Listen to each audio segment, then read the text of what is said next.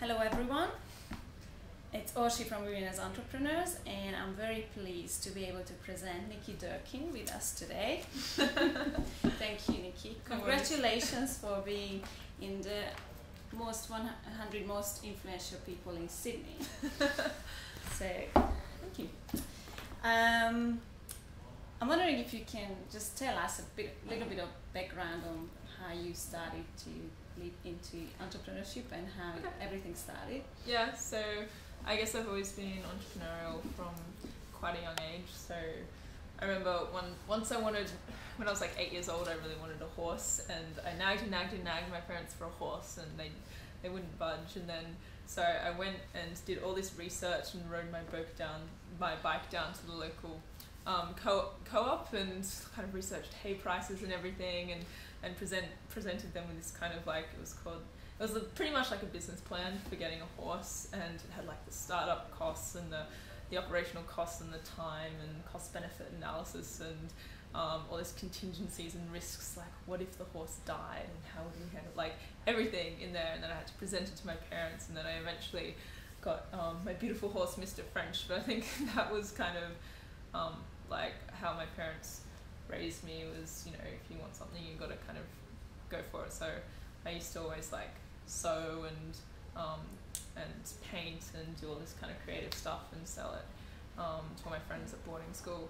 And then when I was 15, I started my first eBay business with my younger brother, who was 13 at the time. So it's called Cult Candy. So we designed t-shirts and got them printed and drop shipped from China.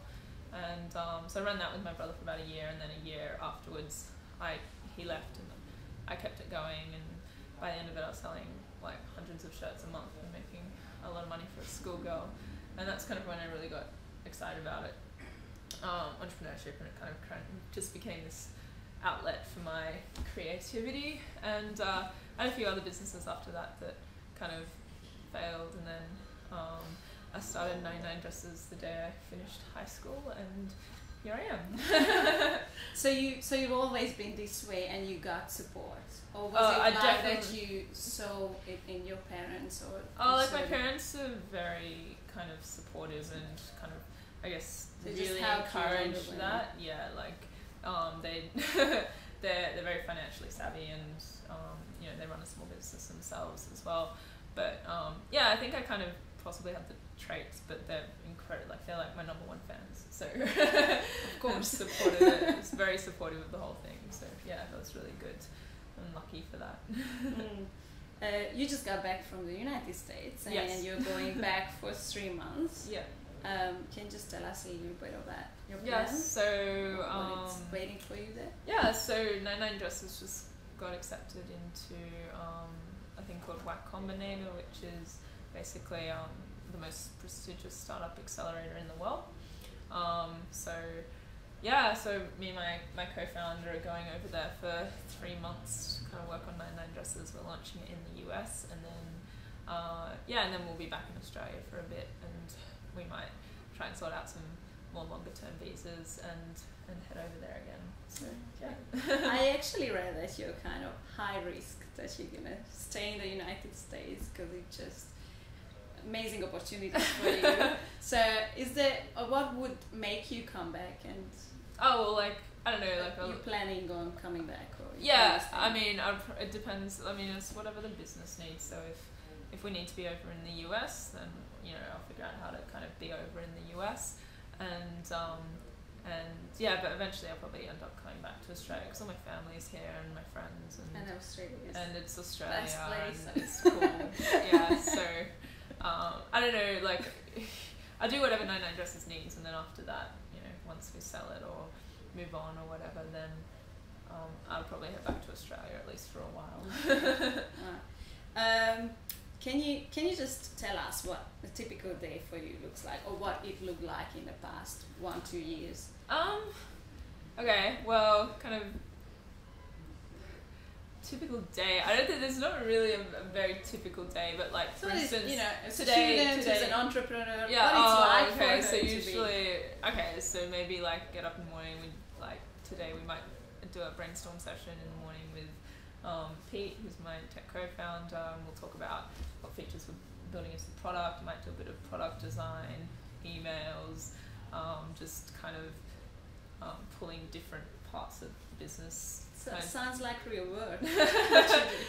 Business together. Like today I was working on a storyboard for a video we're making, looking at flights, just admin kind of stuff as well. But yeah, a lot of what I do is quite product driven at this stage, because we're kind of relaunching everything in the US, but it depends what stage you're at. Like when we were like there might be like customer service involved, or hiring like a virtual assistant or someone on Odesk or freelancer.com, which takes time, or there's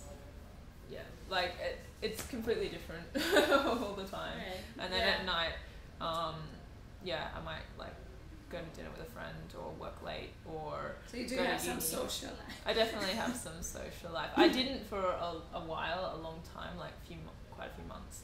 At the beginning I was just like work, and I nearly burnt myself out, and it was it wasn't very good. I'd go to uni from 9 till midday, like every day, and then work in the office from midday to midnight, and then go home and get a bit of sleep and do it all again. And it was crazy. It's too much. And I didn't see my friends and everything, which it's kind of glorified that's the startup life and everything, but at the same time, kind of I think it's important to still have a balance and be happy, because I was just so stressed out and tired and And you actually you're very young, so you're only 20 years old. Yeah. And what I can tell you is that when you're really young, and I'm a few years older than you, but when you're really young, you don't look after, you don't listen to your body signals as much as when you're older. Yeah. You know what your body signals to you, and neither else. But when you're young, it's just easy to ignore it. Yeah. So it's very important to look after yourself. Definitely.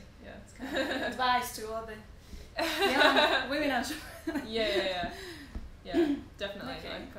So as far as I know, the startup life is very male dominated. So how can you stand as a woman?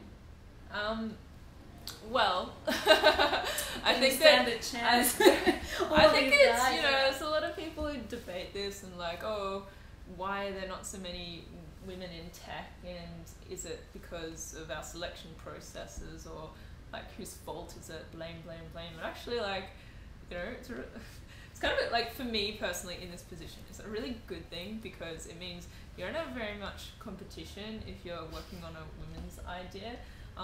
And you're around guys, and kind of you immediately stand out because you are a girl, so people will remember your face. Do they take you seriously though? Did they take you seriously from the first one? I don't think I've ever really felt like I haven't been taken seriously because of my age or my sex. So not in this industry. Maybe if I was in a different industry, like property development or like banking, or I don't know, but in this industry, it's kind of the whole kind of cool, funky, young, hip kind of web startup thing. So you bring something new. You bring a female perspective. Yeah, it's like a female perspective, and we're solving a female problem, and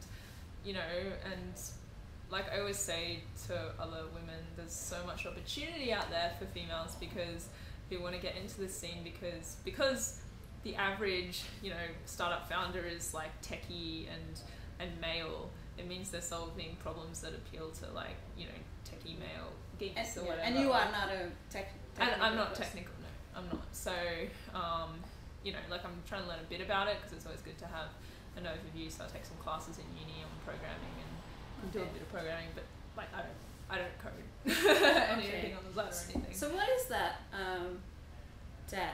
skill you have, or what makes for you possible to succeed in this, to take another step from just having an idea? Because a lot of young women have ideas, but you actually manage to implement those ideas. I think I'm incredibly impatient, and I think that that's a good thing. Yeah, I didn't wait to go to uni first before kind of starting this, and I guess another thing is, it's all about, for me, it's a lot about the vision. I have this vision of what I want to create, and then you just have to kind of break it down into steps on how you do it. For me, I finished my HSC, like in school, in the morning I had my last exam, and in the afternoon I was in the office of this company that I ended up kind of partnering with and pitching to them, and I was just, you know, I was so freaking impatient. I'm just like so frustrated by not doing stuff, like less talk, more action kind of.